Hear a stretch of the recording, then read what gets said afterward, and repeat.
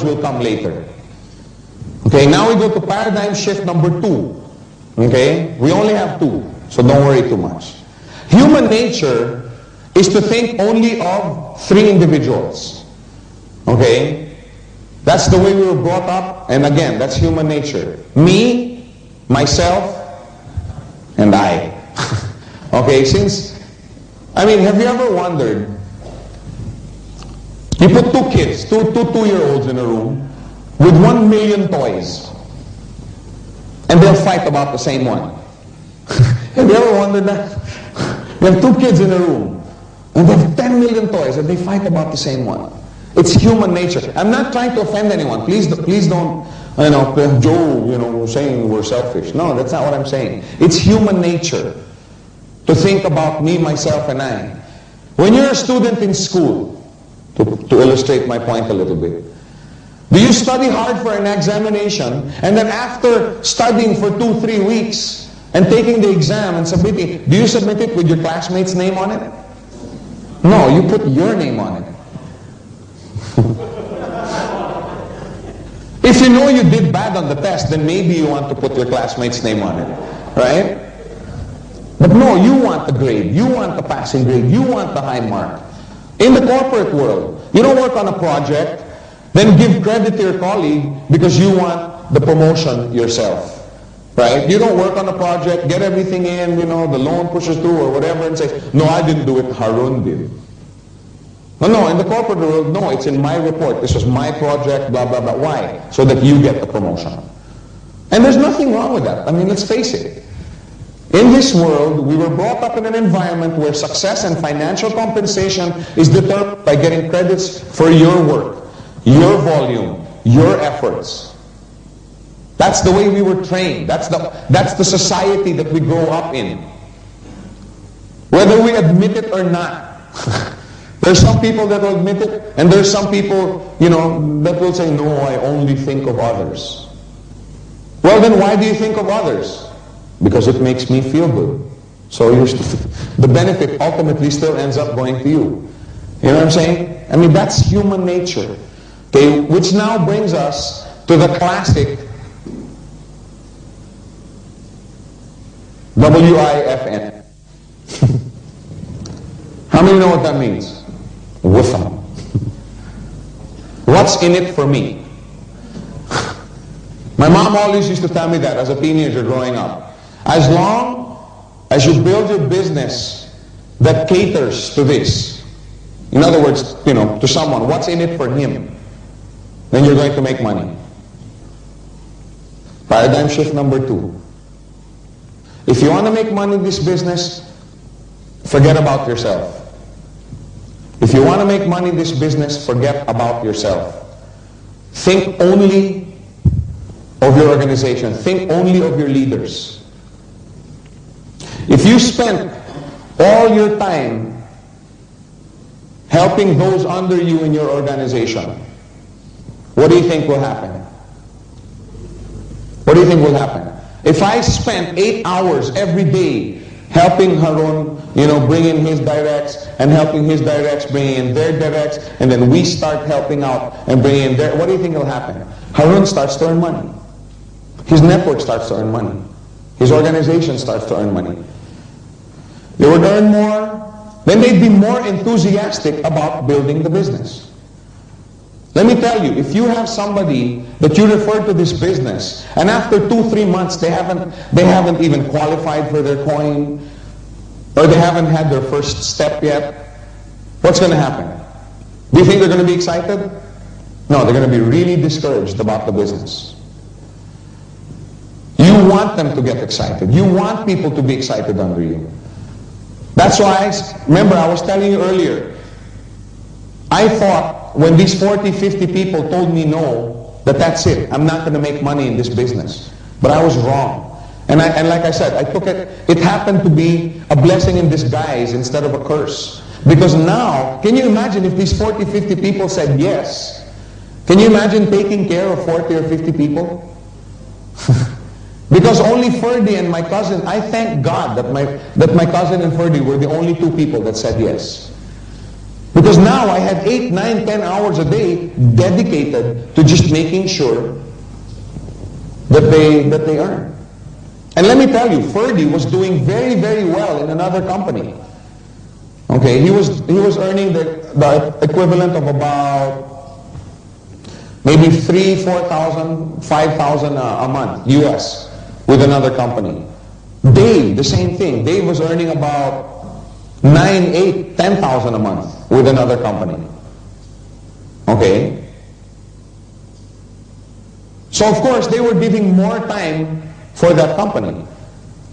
So what I did is I told myself, I'm going to make sure that they earn so much money in this business that they eat, sleep, breathe, dream, think Gold Quest. And I spent 8, 9, 10 hours a day helping them out. And after a while, you know, Ferdy would call me, because let me tell you, my phone was ringing off the hook. I'd wake up in the morning, 7, 7:30. Joe, you know, we have this group, can you come? Okay, fine. Joe, we have this group, let's go. Joe, you know, this group wants to bring in their group, let's go. And because I was open to them, they kept calling me. After a while, I was spending 10, 11, 12 hours a day. And I said, Ferdy, Dave, you know, this organization is growing.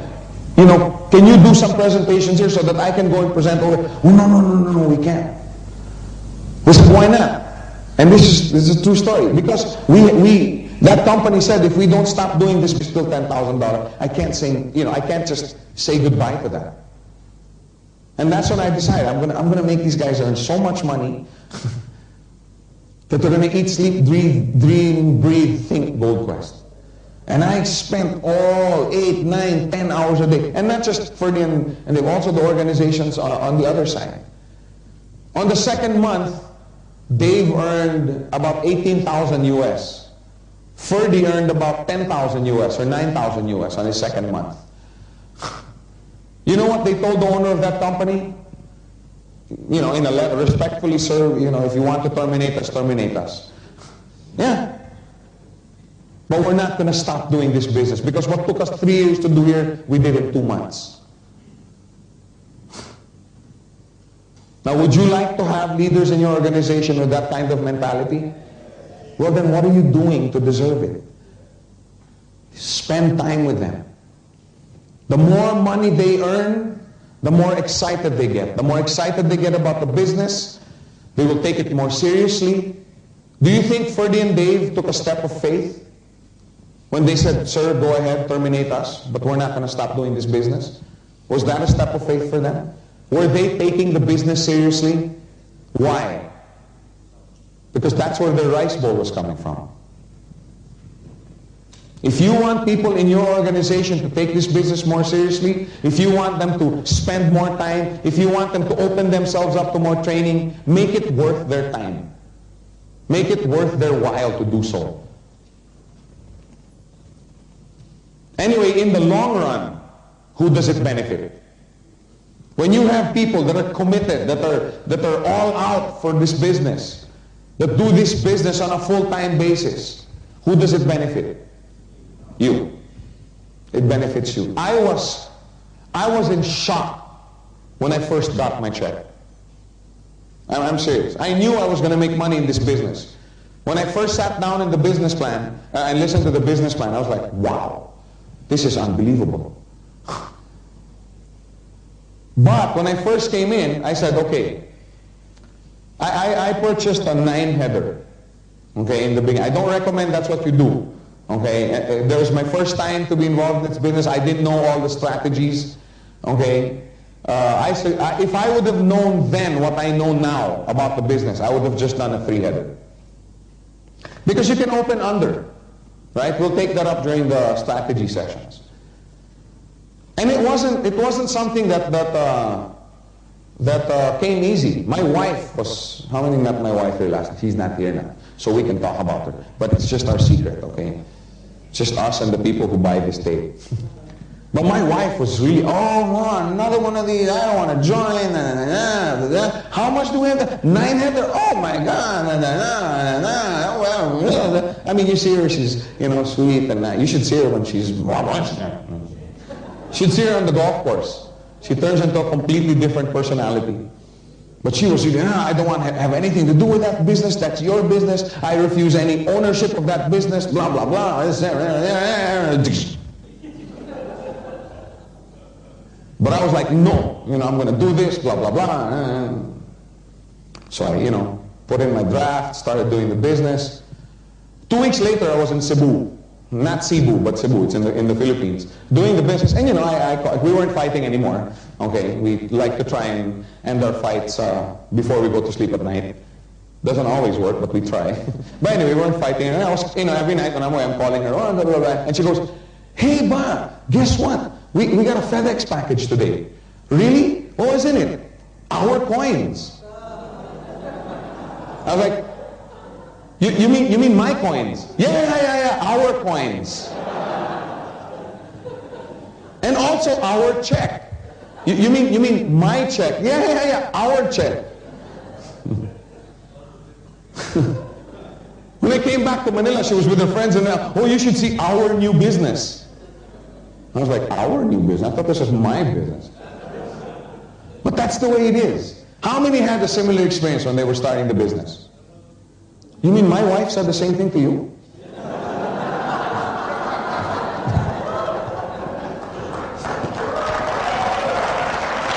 No. What I mean is, when you start this business, nobody's with you. Right? You have so many doomsday prophets, right? Explaining to you how you're going to fall flat on your face. Right? Of course, 2, 3, 4 months later, you're making twice as much as they are.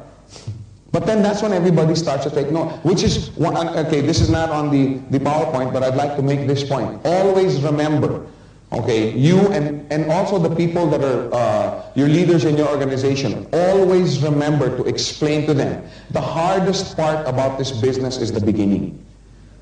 You will have a very, very hard time in the beginning because nobody will believe you.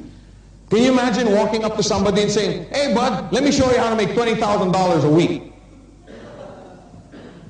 What will most people say? Yeah, who do I have to kill? Which bank do I have to rob?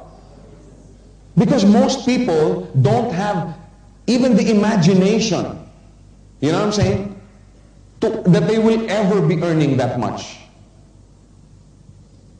Can you imagine what $1 billion looks like? I tried it once. I counted it. $1 billion, okay, you can spend $1 million a day, every day. Okay, and the women will love this, even Sundays. Okay, actually I'd like it too. You can spend $1 million every day, including Sundays, for almost 3 years before you use up $1 billion. And Bill Gates has like what, 60, 70, 80, 90, depending on the stock market prices. But he has a lot.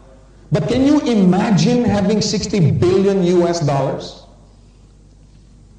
Most people cannot.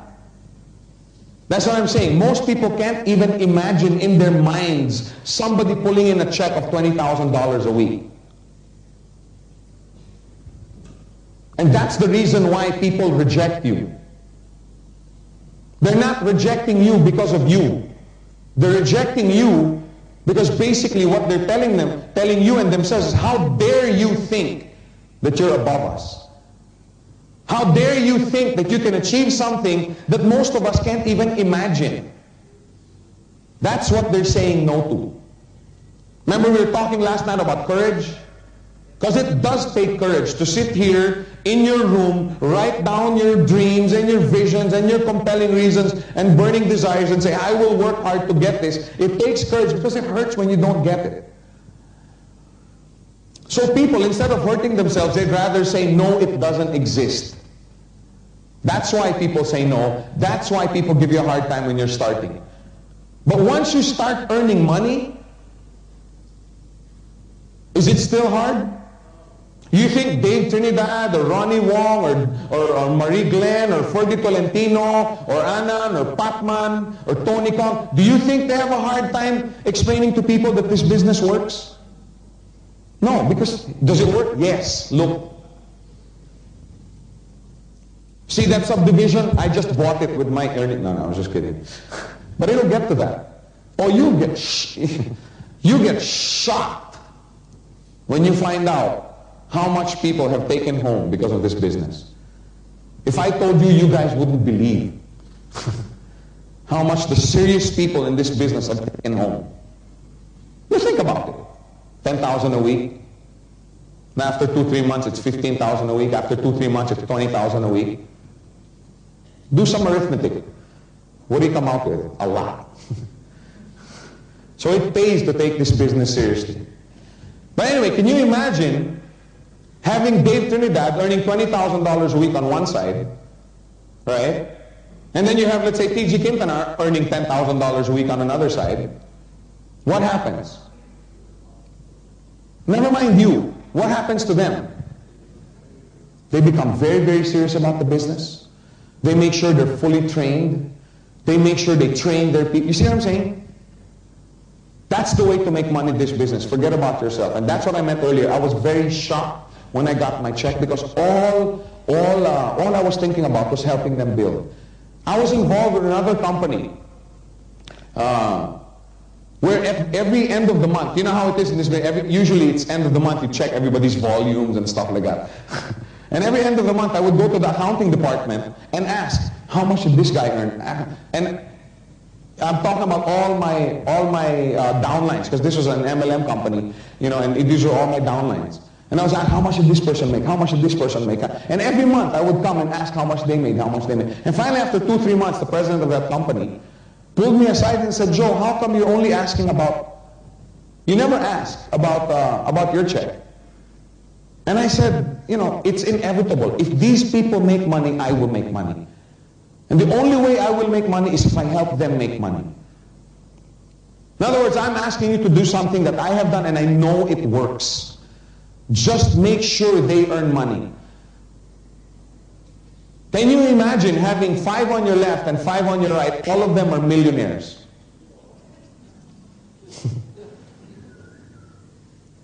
What about you? What happens to you? So will you benefit by helping making these people make millionaires, make millions? Yes, you will benefit. The only way you can earn big bucks is to help others earn big bucks. Don't gauge your success in this business by the size of your checks. You know what I'm saying? Gauge your success by the size of your leaders' checks. The more checks they have, the bigger checks they have, the more seriously they take the business. Let me make it clear. Let's say you have an organization that you're just starting and you bring in, on your left, Tom,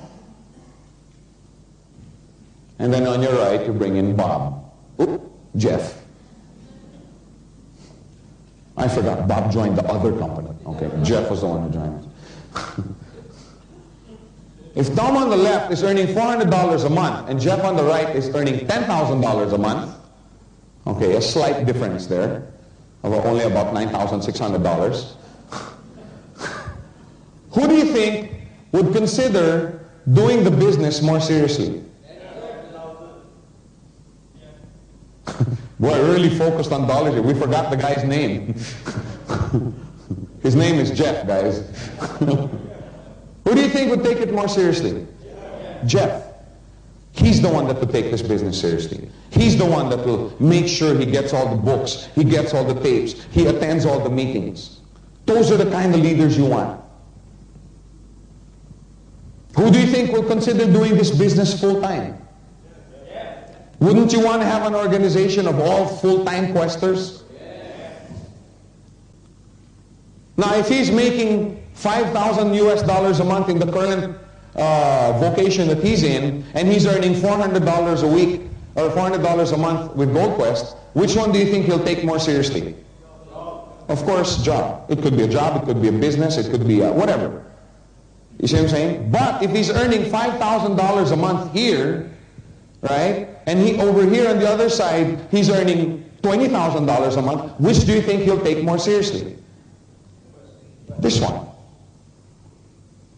So if you want your leaders to take this business more seriously, it's up to you. It's up to you. You have to make it profitable for them to take this business more seriously. And as a byproduct of this effort, who makes money? You do. I remember one time Dave Trinidad took me out to dinner, Dave and Ferdy, and Chit, and Pastor Bob, all the leaders in his organization, they took, which is really nice. Okay, because I remember when we were first starting, you know, of course, you know, you have meetings and you meet in restaurants and, you know, everybody, oh, when the bill comes, you know, everybody, you know, oh, everybody's pulling out, you know, on Dutch Street. You know, we call it KKB in my country, Kanya-kanyang bayad for the Filipinos, which means which means Dutch Street. But nowadays, you know, it's all, no, let me take the bill. Oh, no, Joe, let me take the bill. Okay, fine, go ahead. But anyway, I remember that during that dinner, Dave goes, you know, Joe, I can't think of a better way to make money. All I do is help people make money, and the more money they make, the more money I make. I can't think of anything more fulfilling financially. And that's the attitude that you should have. That's the attitude that you should have. In review, paradigm shift number one, learn how to work with your circle of influence. You don't seem very convinced. You must have had a very big lunch. Learn how to work with your circle of influence and teach others to work with their circle of influence. Number two, forget about yourself and help others. If you want to make money in this business, help others. Now part two is how to help. Okay, I'm going to help these people. What do I help them with? Okay, what am I going to help people with? Because you have to have a specific formula. Okay, when you train a dog, for example, I'm not saying that your leaders are dogs. Okay, I want to be very clear on that. When you train a dog, okay, because see, you have to understand, there's a difference between teaching and training. Okay, you don't teach a dog how to sit. You don't just say sit, and then he just sits. No, training is you have to sit down with him. How many times do you have to, you have to pull up and, you know what I'm saying? How many have ever done that before? I have never succeeded. I have never succeeded in making a dog sit. Gosh. I've read all the books, but I've never gone past sit. Forget about roll over. I haven't even attempted that. But anyway, I know what to do. I just can't do it. But you have to do it over and over again, and they'll fail. The failure part, I know. But then, when they succeed, there's the affirmation, in other words, there's a system. And that's training. Training is not just telling them once. Training is repeating and repeating and repeating and repeating until finally it becomes second nature. Do you ever wonder why these martial artists, 1,000 times, because I used to wonder before, why? Because during crisis times when you have to defend yourself, it comes out, you don't even think about it anymore. That's the reason for repetition, and that's training. And why do you think during the past 2 days we just take up a few points? Now, we're going to take up how, what to do, what's that process, okay? First of all, when you refer a friend or a relative, okay, commit to assisting them to bring in others. Okay, commit yourself to it. We just talked about it. Forget about yourself and help others. One of the nice things about this business, however, is if you have a friend or somebody who comes in way, way below you, okay, does that mean you won't help them out anymore? If this guy, your friend in blue, whether he's 2 generations away from you or 50 generations away from you, okay, if this guy brought in Dave Trinidad or Ronnie Wong or Tony Kong or Ranjit Singh, would you guys still benefit? Okay, so commit yourself to helping those people under you in your organization. Commit yourself to it. Because you'll never know. When I brought in Ferdy, I didn't know he was going to bring in Dave. When I brought in my cousin, I didn't know that he was going to bring in TG, and that TG was going to bring in Rico, and Rico was going to bring in Patrick. I thank God for it. And I'm still thankful for it, but I didn't know that. So commit yourself to assisting them in bringing in others. That's the reason why you have to know how to present the business properly. You can't just tell them, yeah, just bring them to the office and let them. No, you go yourself. Let me tell you this, folks. The company, okay, both V-Team and GoldQuest spend a lot of time and efforts in helping. V-Team, we have a lot of presentations, a lot of business opportunity meetings. Use them. But don't let that be your only source. Because let me tell you, the best way to bring somebody in is one-on-one. That's the best way. Either one-on-one or one-on-two, or two of you coming in talking to his friend. That's the best way. That's the best way. Because you can tailor-make your presentation. You see what I'm saying? If this guy, let's say, is a salesman, you can present the business to him and show him the advantages of this business as opposed to sales. Now, I'm not saying sales is a bad profession. Please don't think that. But the only problem I have with sales is that when you're not selling, you're not earning. Through this business, you're able to set up an organization, a business organization, without the usual headaches of capital requirement, and still have business income. If you build properly, even if you don't, even if you take a vacation for 1 month, you still earn money. In sales, you don't get that. See, you can sit down. See, but if you're talking to a big group like this, you can't just sit down and talk about sales. But if you're talking to a salesman, you can tell him, with me helping you, we'll build an organization. If you're talking, let's say, to a lawyer. How many lawyers were here? Same thing. A lawyer only makes when he's lawyering or practicing. Right? If you're talking to an employee, what do you talk about? You talk about the demands of the job, you know, the pressures, and the fact that the company owns you. For 8, 9, 10 hours a day, the company owns you. So here you talk about the obvious benefits, which are the exact, here you own your time. Yeah, but Joe, you said you were working 10, 12, 11, 12-hour days when you started. Yes, that's true. But that was my choice. You see what I'm saying? It's my choice. I say if I want to work 15 hours today. I say if I only want to work 4 hours today. And Joe, you were making money before, but you only started playing golf in December, because I quit playing golf. And I only started playing, yeah, but it was my choice to quit. Nobody told me, Joe, you can't play. You see what I'm trying to say? Choice. It's about, why do you think in our brochure we put freedom of choice? Because that's what this business is about. Anyway, I don't want to recruit you guys. You guys are all involved in the business. I don't want to bring you in anymore. But you see what I'm trying to say? The best way to present is to sit down one-on-one. That's why you have to commit. But when you have a friend or a relative that comes in, you look at him and say, Harun, don't talk to anybody first. That's one of the first few things you're going to have to learn in Caddy. Commit yourself to them in bringing in others. And when they come in, what happens to him? He gets excited. Wow! Because the business plan that was shown to him, you know, the feasibility plan, if you bring in 2 and they bring in 2, now they can see it's starting to happen. It's not a theory anymore.